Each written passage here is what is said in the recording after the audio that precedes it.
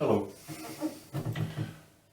I'd like to talk to you about something that, I must be honest, really winds me up in terms of working with people who present with what we like to call challenging behaviour. Now, I've sat through many mandatory courses on challenging behaviour, and from my perspective, they all fall at the outset. And the reason why is because whenever they come to the part early on in the training where they're meant to define challenging behaviour, instead they give you lists of examples of behaviours which they consider to be challenging, without ever really acknowledging that no behaviour in and of itself is challenging outside of the context in which it happens. So I want to give you a simpler definition of challenging behaviour. It comes in two parts. First of all, challenging behaviour is behaviour with which I disagree. Now, that disagreement might be because of my own personal ethics or morality, but more often than not, when I'm at work, it's because it's getting in the way of either patient care or the operation of the organisation itself. So that's the first thing. Challenging behaviour is behaviour with which I disagree. And that's where most courses end.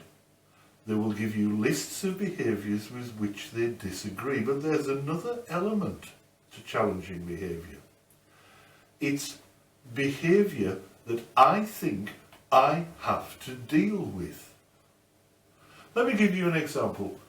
I disagree with violence, all violence. I had enough of that when I was a young man, and for decades now I have made a point of avoiding violence whenever I can. Sometimes at work I have to be involved, but it's always from the perspective of trying to prevent violence, because I dislike it and I consider it to be unnecessary in almost every case. It is a statistical certainty that right now somebody, somewhere in this country, very possibly a female, is suffering physical violence. Now, I disagree with that, but I'm not challenged by it because I'm not there. It has nothing to do with me, and I have no role in it. Very often in mental health and social care, we get involved in behaviours that have nothing to do with us. For example, you may not like it if a service user exercises their right to go outside unescorted. But if they are legally entitled to do so, the fact that you don't like it is irrelevant. You can offer guidance, you can offer support should you wish, but you do not have any reason to prevent them from doing so.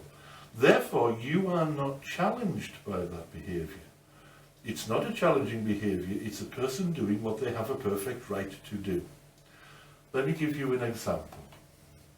This happened a few years ago. I was delivering training in a learning disabilities unit. I won't tell you where, except it was in the north of England.